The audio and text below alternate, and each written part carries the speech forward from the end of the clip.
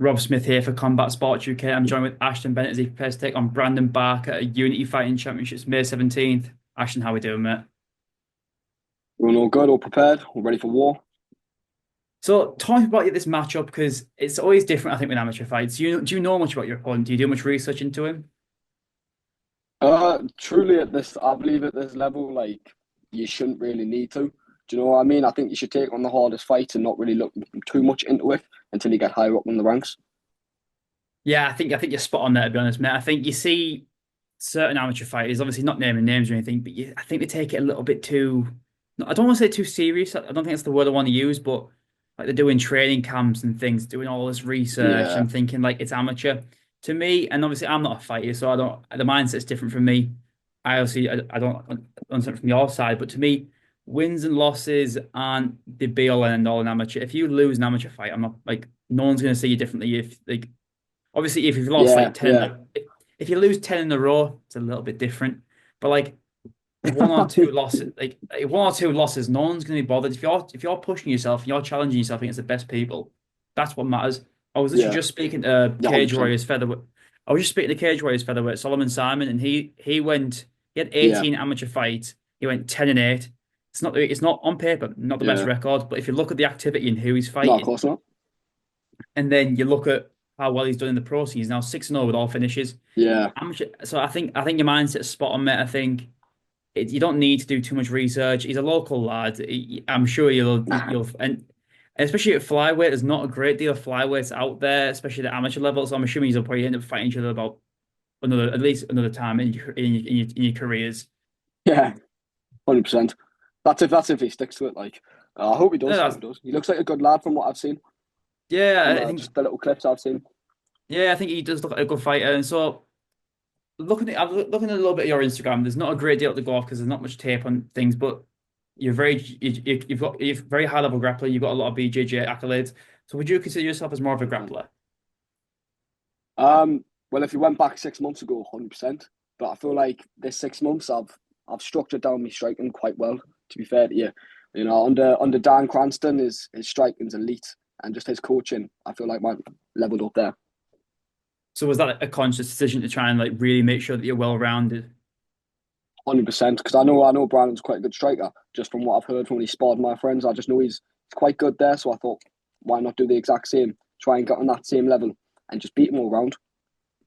Yeah, because I know how you guys go do at MTK. I'm very familiar with Dan. I know how good Dan is because I'm good friends with Stevie over at MTK, and he Yep, he has nothing yep, but good things to say about Dan. And so I think you're yep. doing the spot on thing, mate. And then obviously, what kind of did you start out as a grappler? Well, originally I started out doing striking, to be fair, but I just found a love for grappling. I find it like that. I love grappling. It's just like it all works in my head like quite well compared to striking. However, I found that little niche for the striking now, and I feel like it's all clicking together. And MMA is just like it's all coming together. I love it. And I watched your last fight and you got that Ashaconda finish. I saw that was nice. And then but you were fighting someone 27 years I old. What was that like fighting someone who's like because how you're 18, is that correct? was 17 at the time, though. Yeah, So you were 17 fighting a 27-year-old. What was that like? Because I couldn't even imagine fighting someone 10 years older than me when I was 17. it's always been like that at the gym. Do you know what I mean? I've never had someone my weight, my height, my size. Do you know anyone like roughly similar to me at the gym? So it's always just been like, yeah, I'll take them on. I'm not lost. Do you know what I mean? And then I was looking back at your debut fight on Machine. You fought a very good fighter in Brooklyn Birch. He'd gone on to, I think he's only just recently lost his first ever fight. Like he's a very high level fighter. So once again, Yeah, it's about challenging yourself. I can't yeah. imagine having two two harder fights to start with Brooklyn Birch and then fighting someone who's 27 years old. So you're doing all the right things, mate, and challenging yourself. Is that something you really want to make sure that you're doing? It's like you don't want 100%. to fight. You don't want to take easy fights, do you? No, no, I want to be put in the rough, deep end of it, just so I can get out there and then eventually get higher up. Do you know what I mean? I mean that's how you level up. That's how you get Mhm. better. That's how you like process further, going into like cage warriors stuff like that. That's what you want. So that's why I want to be seen. I want to be seen taking them hard fights. I want to be seen, winning. But even if I lose, do you know I'm taking hard fights. Like you said at the start. And you're sharing the car with your teammate Ben Cooper. How excited are you to share the car with him? Oh, I love Ben. Me and Ben, we've been training for years, man. He's so good. Honestly, technically, he's Bella. He's all well-rounded striker, grappler. He's going to do amazing. He's going to shock some people for sure. And even though you're still local to Darlington, Brandon's from actual Darlington himself, so you're technically going Yeah. into enemy territory. Does that really phase you at all? I went down Leeds where the guy was, local to Leeds. He was at IMA Leeds. I'm not asked about territory, mate. So I'll come, I'll conquer. Do you know what I mean? And one question I always like to ask when I first interview someone is, so why do you fight? Like, what got you into this?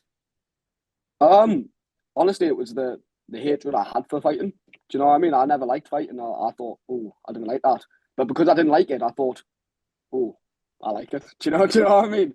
I'm trying to conquer that fear of like not wanting to fight. And then when I started doing it, I started to love it. And then that love turned into a pure passion. And now it's everything I think about. It's everything I do in my day-to-day life. Everything is MMA. I love it. And so, what are your long-term goals in MMA? Do you have anything set? Obviously, you're not really thinking about long-term. You're kind of taking it day by day. Yeah, well, currently I'm doing PT and I'm doing a bit of coaching. I'm wanting to like make it a job. Do you know what I mean? But like while I'm making it a job, I want my career to succeed. So I can't be taking too much time coaching, PTing. But it's good to have all that knowledge around me. Of like just knowing MMA in general. So, is it just trying to find the right balance between trying to make it a job? Because obviously, yeah, you've got to earn money. If everyone could just get paid to train, we would. But that's unfortunately not how life works. And Hmm. so, it's just about finding that right balance between making money but also Yeah, training. exactly. Yeah, exactly. Like I need to find that right balance, and I think I've said that quite a few times. To be fair. And can we get an official prediction for your fight? What we're saying, what like round or submission or like knockout or stuff like that. Is that what we're thinking? Yeah, yeah, whatever you think, Matt. Yeah. I think I think I'll pick him apart. To be fair, I think he's good all rounded, but I feel like I'm a lot better. Do you know what I mean? I feel like I'll pick him apart and I'll break him down. My pace is too high compared to other people. He's not seen it before. Do you know? But then again, it's his debut. He could just come out and absolutely smash me. Well, Ashton, mate, I want to wish you the best luck on May 17th. I look forward to watching you Thank you compete. very much. Okay, thank you very much, Robert. I hope to see you there at the end. Oh, I'll be there, mate. Don't you worry. Spot on, mate. Have a good one, mate.